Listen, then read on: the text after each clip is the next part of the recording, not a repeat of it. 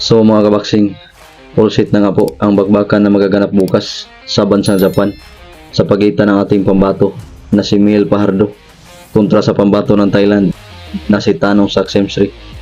Sa weigh-in na naganap kanina mga kabaksing ay tumimbang ang ating pambato na si Fajardo ng 106.9 libras, samantalang si Semsri ay 107.1 libras, kung saan kapwa pasok ang dalawa mga kabaksing sa light flyweight division.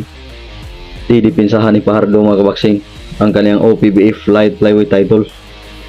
Ang laban ng dalawa ay gaganapin bukas sa Edion Arena sa Osaka, Japan mga kabaksing. Sa ibang balita mga kabaksing, ay alam na po nating lahat na panalo kahapon ang huling tumalo via knockout sa ating pambato na si Mike Plania na si Angelo Leo kontra kay Eduardo Baez. Panalo si Leo mga kabaksing via unanimous decision.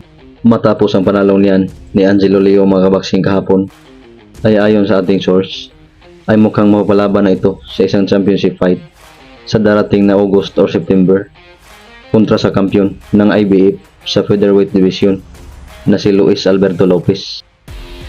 Samantalang sa ibang balita mga kabaksing, ay alam na po nating lahat na itataya or didepensahan ni Naoya Inoue ang kaniyang lahat ng 4 na titulo ngayong darating na Mayo 6 sa kaniyang hometown mismo sa bansang Japan kontra sa kaniyang challenger na former 2 division world champion na si Mexican Luis Neri.